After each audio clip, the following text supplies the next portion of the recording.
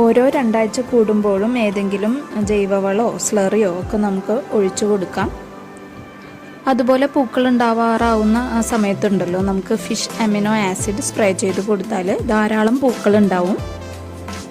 പിന്നെ ഒരു കാര്യം പ്രത്യേകം ശ്രദ്ധിക്കണം, വഴുതനയ്ക്ക് ഒരുപാട് വെള്ളം ആവശ്യമില്ല. ഒരു 3 ദിവസം കൂടുമ്പോൾ വെള്ളം ഒഴിച്ചു കൊടുത്താൽ മതിയാവും. വെള്ളം കൂടിയാൽ ബാക്ടീരിയൽ വാട്ടം ഉണ്ടാവാൻ സാധ്യതയുണ്ട്. ഇനി ഇതിൽ വരുന്ന കീടശല്യത്തെക്കുറിച്ച് നോക്കാം.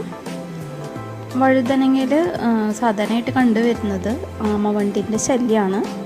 ഇത് ഇലകളിലെ ഹരിതകം കാർന്ന് തിന്ന് ഇലകൾ അരിപ്പ പോലെയാക്കും. അതുപോലെ മുഞ്ഞ, വെള്ളീച്ച എന്നിവയുടെയൊക്കെ ശല്യം ഉണ്ടാവാറുണ്ട്. പിന്നെ പ്രധാനമായിട്ട് ഉണ്ടാവാറ് കായ്ത്തുരപ്പൻ, തണ്ടുതുരപ്പൻ എന്നിവയുടെ ശല്യമാണ്. ഇതൊക്കെ ഇല്ലാതാക്കാനായിട്ട് വേപ്പെണ്ണ, സോപ്പ് ലായനി ഇത് കുറച്ച് വെള്ളത്തിൽ മിക്സ് ചെയ്ത് സ്പ്രേ ചെയ്യാം. പിന്നെ